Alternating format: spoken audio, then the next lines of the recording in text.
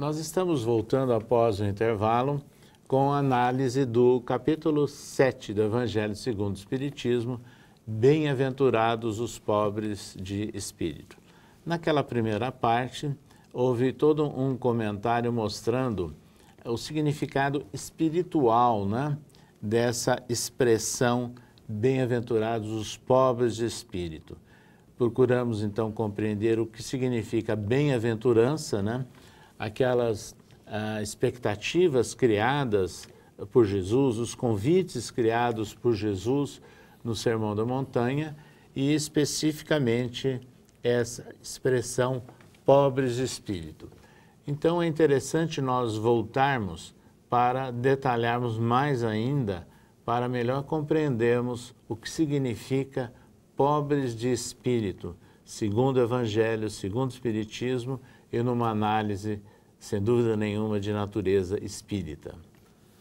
Então, quando a gente está falando em pobre de espírito, essa noção de espírito nós já vimos que ela não tem relação à questão material, à questão de pobreza material, mas ela é uma questão de diminuição, de redução de algumas disposições interiores nossas, ou predisposições nossas. Então, quando a gente fala, por que essa opção por de ou em espírito ou no espírito? Porque algumas traduções variam. Porque quando a gente fala pobre de espírito, parece que a gente está ausente de alguma coisa externa. Então, pobre de espírito parece que a gente não tem esse espírito, parece que ele está fora. Aí, pobre em, dá a impressão que você é pobre no. Você tem que se tornar pequeno no espírito, na esfera do espírito, no âmbito do espírito. Por isso é que estão fazendo essa opção por colocar o em no lugar do de. Mas nessas interpretações históricas, né, não recentes, que foram feitas sobre a questão de expressão, né, pobres de espírito, há aqueles, inclusive, que imaginavam que uma redução da atividade intelectual, até uma certa deficiência, né, de natureza mental, pudesse caracterizar essa pobreza de espírito, né? E isso, então, nessa visão espírita, também fica claro que essa redução não se trata dessas condições, mas tem um outro significado, uma outra aplicação. Na verdade, Jesus ele está trabalhando a ideia da diminuição do orgulho. Ao apresentar a ideia do ser humilde, ele está trabalhando exatamente a ideia da redução do orgulho. É o ponto do orgulho humano, da vaidade, da ambição, que ele quer trabalhar. É a diminuição desse ponto que ele quer trabalhar com a expressão pobre de espírito, o pobre no espírito. Mas, conforme um especialista diz, para a gente entender a ideia de humildade que está por trás dessa expressão pobre no espírito, a gente teria que pegar aquele primeiro mandamento que Jesus chama a atenção: amar a Deus acima de todas as coisas. Porque essa humildade é ser humilde em relação a quem? É se colocar em posição de humildade em relação a quem? Em relação de dependência, em relação a quem? A Deus. Então, você se torna humilde em relação a Deus, em relação de dependência em relação a Deus, você se submete a Deus. Porque boa parte dos seres humanos não se colocam nessa posição. Então, um especialista sugere: bem-aventurados ou felizes são aqueles que reconhecem que precisam de Deus. Então, aqueles que amam a Deus acima de todas as coisas são aqueles que se apequenam diante dessa circunstância e, por amarem a Deus acima de todas as coisas, conseguem amar ao próximo assim como a si mesmo. Por quê? Porque dessa forma, ele não estaria desarmonizando a obra. Ou seja, porque se ele ama Deus acima de todas as coisas, ele se coloca na posição de filho de Deus e reconhece o outro como filho de Deus também, um igual a ele. Então, ele estaria amando ao próximo como a si mesmo, como um igual. Então, isso é se colocar na posição de humildade, colocando Deus acima de todos e olhando os outros como iguais. Então, é esse tipo de humildade que Jesus está pedindo para se colocar, na posição de que todos são iguais e quem está acima não é você como indivíduo, mas Deus, somente Deus está acima. Então, esses comentários, essa análise sobre a expressão pobres de espírito, ou seja, pobre no espírito, significando uma redução do orgulho. Que envolve sentimentos, pensamentos, vontades, decisões. Isso. Fortalece, inclusive, o entendimento de uma mensagem, uma instrução espiritual que Allan Kardec introduziu nesse capítulo 7 do Evangelho, o Espiritismo, que é intitulado justamente o orgulho e a humildade.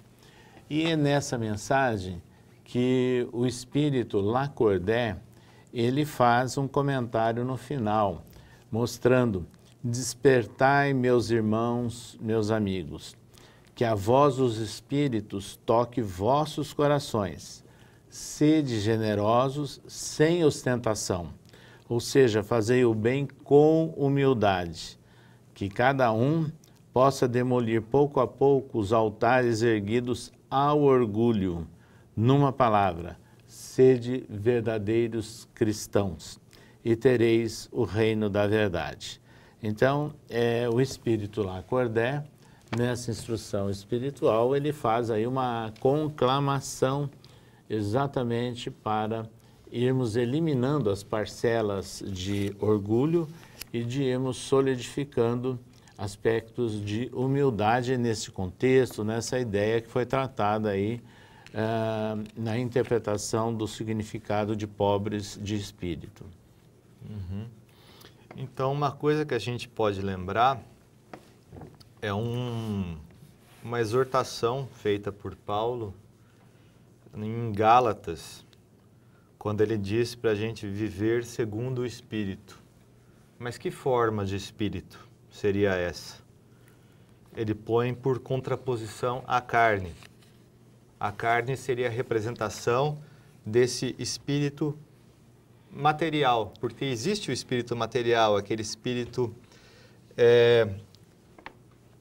que teria uma característica, aquele sentido mais corpóreo, mas não é isso que ele estaria se referindo. O espírito lutaria contra a carne, porque um oporia-se ao outro. Então, as obras da carne, segundo Paulo, seriam o adultério, a fornicação, a impureza, a lascívia, a idolatria, a feitiçaria, inimizades, contendas, ciúmes, iras, pelejas, dissensões, heresias, invejas, homicídios, bebedices, glutonarias e coisas semelhantes a estas. Estas pessoas, ele diz, não herdarão o reino dos céus. Mas aquelas que seguem o Espírito são aquelas que se guiam pelo amor, pelo gozo, pela paz, pela longanimidade, benignidade, bondade, fé, mansidão, temperança. Seriam essas as qualidades próprias do Espírito. E essas seriam os elementos, as disposições próprias de uma mente humilde, de uma mente submetida à vontade de Deus. É interessante, né, essa citação aí da Epístola aos Gálatas, né? Onde o apóstolo Paulo, ele tipifica exatamente essas características que levam a condições de orgulho. Aliás, né, a própria vida do apóstolo Paulo é um grande exemplo aqui que nós podemos considerar num próximo programa para mostrarmos, né, os embates entre orgulho e humildade. E Allan Kardec, nesse capítulo 7 do Evangelho segundo o Espiritismo, ele fala da importância de condição, inclusive, da felicidade, o exercício e o aprofundamento do princípio da humildade, quer dizer, a real felicidade. Então, nós temos que considerar, mais uma vez, a ideia de que as bem-aventuranças, as expectativas criadas por Jesus, elas não se cumprem numa única existência, não se encerram num curto período de tempo. E o Espiritismo, ao falar da imortalidade da alma e das vidas sucessivas ou das reencarnações, nos mostra que nós todos estamos submetidos a um processo de educação, de aprimoramento espiritual. E aí é que nós vamos vencendo, né, os elementos, as características, os valores negativos, superando-os para aqueles que sejam benéficos à evolução e ao aprimoramento do espírito. Esse capítulo 7 do Evangelho segundo o Espiritismo, bem-aventurados os pobres de espírito, ele realmente enseja uma série de estudos e divagações. E nós estaremos prosseguindo num próximo programa, ainda com comentários sobre o capítulo 7 do Evangelho segundo o Espiritismo. Até lá, telespectador, que nós estaremos com vocês nesse estudo de uma obra básica de Allan Kardec.